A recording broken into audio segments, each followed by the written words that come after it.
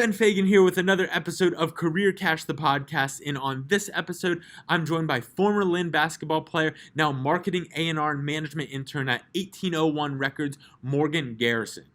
Morgan and I talk about what life has been like for him after college in basketball, how he switched careers, and what he's done to break into the music industry. It's an awesome conversation. Let's get to it.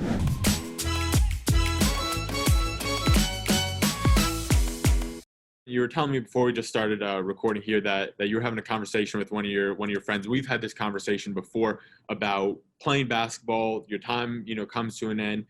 Being an athlete, being a college athlete, and kind of growing up thinking that and doing that your entire life. And then at some point, as we all know, we don't need to beat the dead horse. It does come to an end, and that's not a bad thing. But what do you do at that point, and how have you kind of gone about that whole process? Because it's tough. And what has that journey been like for you? From ball ending to where you are now? That's a good question, first of all. Second, I think honestly it's just you know. I think for me, I knew we were really, really good my last year at Lynn. Went to Sweet 16, everything, ranked in the nation. But I kind of had a feeling, there was kind of a feeling I had. And one of my friends who didn't play in college, but he said he had the same feeling in high school. He kind of just knew this is I've kind of reached the point I'm going to reach with this. And I want to move on to the next chapter. And that's kind of where I felt like I was. And it's just kind of figuring out what's next. What do you like? What are some other things that you want to do? And I was blessed because I had a lot of people in my corner that were able to kind of guide me through that. Be like, yo, you need to start thinking about life after ball. What do you want to do? I really wanted to do broadcasting. I still kind of do, but it just kind of wasn't, I fell out of love with it for a little bit. And then I don't want to say I was lost, but kind of didn't really know, still trying to figure it out, which is okay. I want people to know that's the okay thing. I think people feel if you feel like you don't know what you're doing, or you don't want what you don't know what you're doing, or you don't know where you want to go in life. You feel it's oh, I'm a waste. And I think you just kind of got to, it's hard as hell to do, because I even do it still to this day. It's just not pay attention to what everyone else around you is doing. It's just pay attention to what you got going on. Because social media, bro, it's super easy to kind of get caught up in the highlight reel of everybody else. And just easy to get caught up in the highlight reel, bro. So just got to kind of pay attention to what's going on. And then just figure out kind of what you want. But for me, I just started looking around for people that I really valued and that valued me, and figured out ways that we could work together. And it led me to the path I'm on now with music management and everything like that. No, I think that's such an important point that you bring up, is that it is okay to have that feeling of being lost and not really knowing where, you're going with everything. I remember finishing up baseball for me, same kind of deals. I knew, we were at the end of the road there, but I had other things in my life that I enjoyed, I loved to do, but it was still that feeling okay, I know that I'm going to be all right, but what are we doing? Where are we getting that competition from? Where am I getting, that thing that was there for much of my, life? So that's a completely natural feeling. And one thing that, it's so important, like you mentioned, that to try to build that corner, around you. And that can be, people in your corner can be there. It can be 100 deep, or it can be one, but it's important to have somebody there to help you through that, and knowing that, you're going to get through it. So walk me through that a little bit in more depth of your journey of you were interested in broadcasting, and now you jumped over to, the music industry. And while they're still kind of, you can make the argument they're similar in the communications aspects of things, they still are very different. So how has that transition been? What was there something that triggered that jump, or what was that whole journey like for you? Honestly, bro, the jump was definitely difficult, because it was something I didn't go to school for. A lot of people really go to school for entertainment business, and I went to school for broadcasting and journalism. So I think the aspect that is easy for me as the role of being behind the scenes with marketing, A&R, and management, is just being able to communicate with people. And that's something I feel I've really been good with, even writing, and just different things like that. But the journey really started last year, bro. And I know COVID was a rough time for everyone, but like I felt like for me, it was like a great time for me to really figure out me without having to worry about working, having to do anything else. It was just like a good time. Like I was just alone with my thoughts, and like somebody said something. I forgot who said it, but like they're basically talking about like, yo, like this is like if you don't use this time right now to focus on your personal growth, then it's going to be difficult for you after this because you're still going to have the same problems you had the year before, a couple years prior, because you didn't take that time to really look in the mirror and figure it out. Um, so like I kind of like did that. I sat, self-reflected. There were some things I wanted to change, some bad habits I had in college that I felt like weren't really going to be productive or beneficial for me moving forward in like my adult life. So basically, honestly, it started there, and then I had a have like basically like my cousin, best friend. We grew up together, um, and he's been making music since sixth grade, and he's always had some buzz. And around this time, there's a company in New York called V Files, and they do like little deals, like for single songs. They have like different contests, things like that. And he got featured as their artist of the week, which was a big deal at the time. We got invited to join a contest for Jägermeister. We ended up being one of the finalists. We didn't win, but that was still a cool experience. And he really played me and out his project, his last album, Inside Out, that came out last year. And he like we sat there on Zoom for like or FaceTime for maybe like 2 or 3 hours, and he just like he broke every single song down to me, and he asked me a question, and he was like, "Yo, I posted this single one time, and it didn't really do as well as the one before. So like, what do you personally think, like as like someone that's like heard my music from then until now?" And I was like, and I gave him my analysis, what I thought, and he was like, "Yo, like no one has ever like really kept it real, like that real with me on that point." And I was like, "Dope, like cool." So he's like, played me the album, and I was like, "Damn, you're really like talented. Like you're super talented. Like you seem like you take this seriously. People like in our area are rocking with you. Like, so do you need help?" Like I was furloughed at the time, so like I was like, "Yo, do you need help? I need something personally for me to kind of just stay mentally sharp." And he was like, "Yeah, bro. Like I got all these people hitting me up right now, like, and I just don't really know how to like talk to them." So like bet. So I was like, "All right, I'll help you for a little bit, like until you kind of figure it out."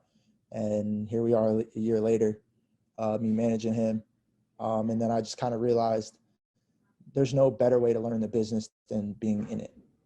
So I just kind of like put the journalism side of things down for a little bit.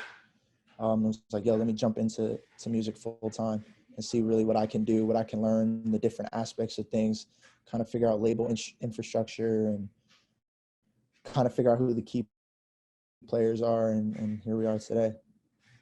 That was awesome. So And like, yeah. before we started, you were kind of breaking it down, like what you do on a daily basis now, outside of working with Drock. Um, what does that look like, and where are you within the music industry now? So right now it's still kind of early for me. So I'm interning at 1801 Records. It's kind of like a smaller label here in Jersey, but we've had a big artist, Colaray, was signed us first before we're in a partnership deal with Republic and her and Republic. So that was kind of like the first thing that really like caught my attention. And then there's a bunch of other artists that we have on the label right now. Journey is getting ready. Well, when this drops, hopefully the single will be out by then. And then Neek Bucks, who's a rapper from New York that has a pretty decent, or not decent, a great following right now. And he's still like growing and building. So right now I'm working more so with the team for Journey. So like I'm helping with brand partnerships, marketing styles, and then I help with their A&R team, just kind of identifying who I feel like are the better artists in the New Jersey area, giving like a breakdown and analysis, like pros, cons, kind of like what a scout would do for basketball, baseball. Um, and then I send it to my guy Larry over at 1801, and then we kind of just go through it together and figure out next steps. So that's pretty much the Like, day to day. what was it like breaking into kind of that industry, just getting the internship opportunity? Because you were talking about how in music specifically, it's, you know, a high percentage of who you know, and then of course the portion of being able to actually do the job. So how do you go about getting into that industry? Just putting yourself out there, honestly, bro. It's just like looking at who you know. Like that was the first thing I really did. Lucky for me, I have an uncle that was super tapped into music, and managed Bow Wow for a while, managed Crisscross, worked at Def Jam for a while. So like I kind of had somebody that kind of, he didn't take my hand and like walk me through it, but he basically was like, yo, like I think you should try this. Like you should go for an internship first. That's like probably the best way to go about things. So I had someone be able to push me in that right direction. And then I just looked about how many people around here in the New Jersey area where I live at, closer to the city, uh, were like in tune with it. Like what are like the artists from my area that are doing well now? And you know, everything, if when you play sports, everything makes the world smaller. And New Jersey basketball is like a huge staple, and especially with the hip hop community, they love basketball. Like rappers want to be hoopers and hoopers want to be rappers. So it's dope. Like I can go, I'm good at it. So I can go play in these pickup games and their rappers or their managers or somebody's there. And then just being able to just talk and just build a genuine relationship with them. And then just finding resources. If anyone that's watching this is like super interested in a resource, there's this thing called the Digilog, which I'll send you their IG and everything. And they always have like gems. Like during quarantine, I was probably like my best friend. Like I was on their Instagram page every single day. Like every Monday to Thursday, they drop like jobs. They have playlisting for artists on Audio Mac. They do Zoom calls with different people and just Clubhouse calls. And like what I would do is I would look at Clubhouse and you could kind of look at the profiles, and then I would just click like random profiles who like looked interesting, click their profile, kind of just go through their stuff, see if they know someone I know. Instagram is great with that now. You could see who they follow, or who you know that follows them. Um, and then just kind of like hit it. There's a couple people like I knew, that knew somebody I wanted to get in contact with. And it was just making a couple phone calls, just like, yo, like this is what I'm interested in. And just when you finally get the opportunity, I would say just make sure you know your information. Like don't, like genuinely know what these people have going on. I personally like I connect with people that know what we got going on. Like if somebody just comes up to me and they're like, oh, I want Drock to do this. It was like, okay, like we might do it, but we don't know what you got going on. Like you're not paying attention to us. So it's cool. And people like, they identify that because once you get into like a certain position, like people just want something from you. So like, I know that I need to learn, and I want to build genuine friendships or genuine like business relationships with these people. So I just pay attention. Like I follow them and just kind of interact with their pages. If their artists are doing well, I make sure I drop fire reposts, like just comment, you know, just always just try to like stay like and be genuine. If I like genuinely rock with it, like I'm gonna support it. Um, so it was definitely, it was kind of hard at first, but that resource was really good, Digilog. And then just kind of like just paying attention to the artists around the area, and just doing your research on Instagram. Instagram's probably like the best thing ever. Honestly, social media is the best platform ever, just because you can interact with people. You can see who's following who, like I said before. And that's kind of what I did. And I found one of my friends posted an artist. He posted Neek Bucks actually. And I had no idea who that was. And I was like, oh, I'm not doing anything. Let me see if this dude's fire. And his music was good. So I was like, dope. All right. Like I'm gonna check him out on Instagram. I looked at his Instagram and I kept seeing him shout out 1801 Records. And I was like, oh, who's 1801 Records? Clicked it, saw like a guy on there, clicked his page. The guy follows my uncle, actually, not my uncle that worked at Def Jam, but another uncle that's like a DJ in the area. Followed him, and like I just reached out to my uncle and I was like, hey, what's up? Like, tell me what you know. And he was like, yeah, I'll try to get in contact with him. You know, sometimes people get back to you, they don't. And then I just followed their Instagram page, and they had a listing for an internship. I shot my shot, and here we are. So it's just a lot about like, you know, research and the right opportunity. It's just like, you know, it's like sports. Like if you bases are loaded, 2 outs, and Garbs throws you in the game, like you've been waiting for this moment your whole life. You've worked out for this moment your whole life. So it's just being able to step up to the plate and just being able to deliver. And that's kind of really what it was. And now I've been with them for a couple months now. So it's been a great experience. That's awesome. And what was getting me so excited about this too was just like hearing about this whole process, but the biggest thing of your proactivity with it. And I think that's why you're in the position that you're in, because Yeah. not this is not just unique to the music industry. I think this is unique to all business. Mhm. You're not going to be able to break in. You're not going to be able to take advantage of opportunities if you don't set out to try to create them for yourselves. And that's something simple, like whether it's taking care of yourself over COVID, thinking about what you wanted to do, talking to the people that you know, going out networking, playing ball. All those things I think can't be overstated, the importance of them. And then also one thing that you mentioned that I thought was extremely valuable is this idea of Instagram. It's like everybody's on the gram, right? I- And like it's the same idea of the stuff with like LinkedIn, all those things that are important out there, but like start thinking of the things that you're already doing, whether you love Clubhouse, whether you love Instagram, whether you love Facebook, whatever it is that you're already doing. How can that help you build your business? How can that help you build your career? And I think that's such an important piece that you just shared there. And clearly it's paying off for you, and it's it's a work in progress. It's a continual process, which is, again, not a bad thing. And I think in many ways an exciting thing. And kind of going off that continual process, I think it's also natural as people to want to like go into whatever we're trying to do and be at the top, and not Mhm. tough to remain patient. And so you're coming into this as an intern, you're coming in with, I think, a great attitude of looking to be a sponge and absorb everything you can.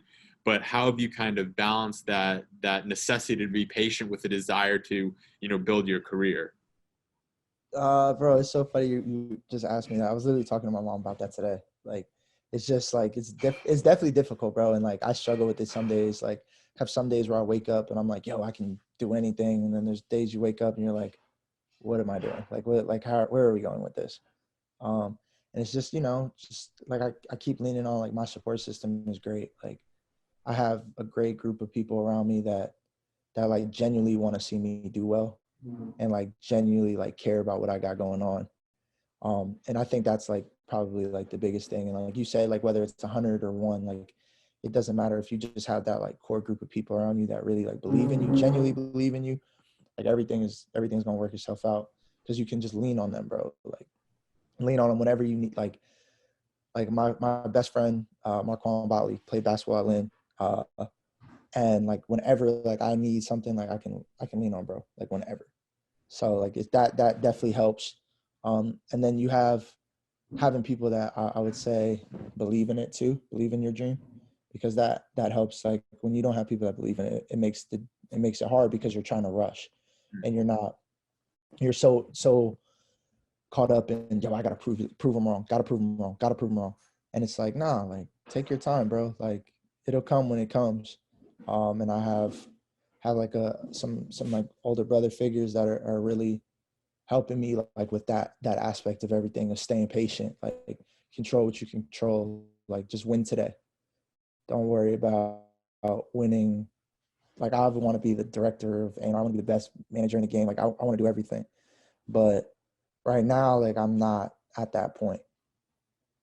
And I think Jay-Z said everybody wants to emulate the end result, but nobody wants to emulate the process. And that's like one thing that like I'm starting to like we always used to joke about like trust the process, trust the process, trust the process. And like you just gotta trust it. And like just put in work as much as you possibly can. Like whether like the days you don't feel like doing anything are probably like the best days to do something. Cause it's like you never know. Like I was just complaining about something and then something good happened right afterwards. So it was like, all right, bet. Like maybe this opportunity, what I wanted, like I've been turned down from numerous jobs. Like I probably got 12 to 20 no's before I got a yes to this internship. So it was just staying with it, trusting the process, not trying to get too up, too down, just stay even keel, be chill about everything and just be ready. Like I keep saying, like just be ready for when the opportunity presents because I feel like if anything, if you just bust your ass and you work really hard at it, like you'll get an opportunity. It's just, do you seize your opportunity or do you fold? So I think for me to answer your question is just lean on my support system, trust myself, believe in myself, and just work. And like, even like, and just celebrate your small wins.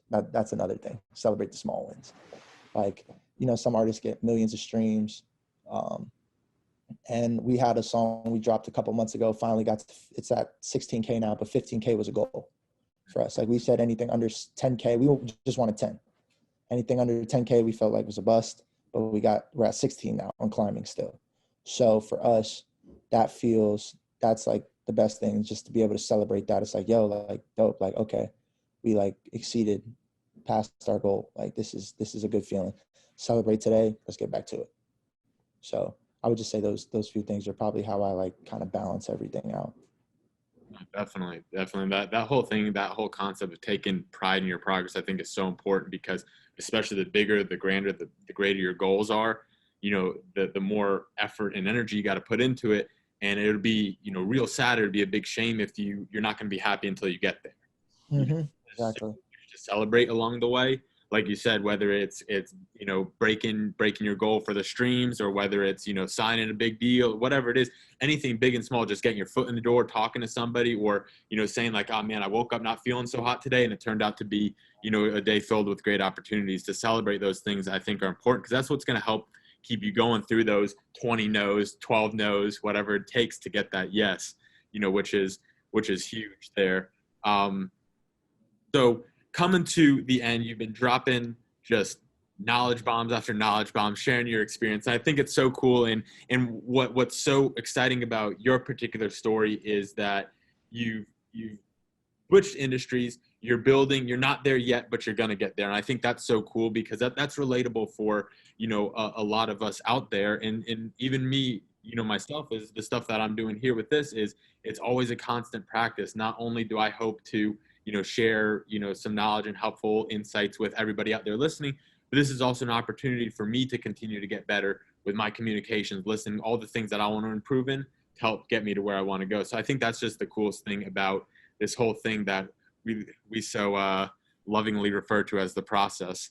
So now that we are close to the end here, it's time to cash out. And as we know, it's that time where you drop your biggest piece of knowledge to leave the folks with a little money for the road. So I know you're coming with something good. So what do you got for us today? The only thing that's on my mind, bro, is network laterally. Like that, especially for my industry, that's like one thing that I really like learned, is just networking laterally. Like obviously, if you can network vertically, do that, like, for sure. But look at like your peers, like look at people that are in your field that maybe aren't at, like I have a friend that like I call my friend now. We've just been talking recently, just trying to figure it out. He's an A&R intern over at Alamo Records.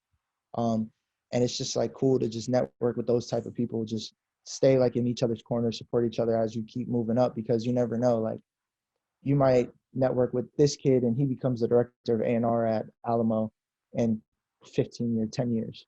And now I'm sitting here like, oh, I have another artist, my artists have done well, and I have another artist, and it's like, oh, bet, like I think he'll be good with a label.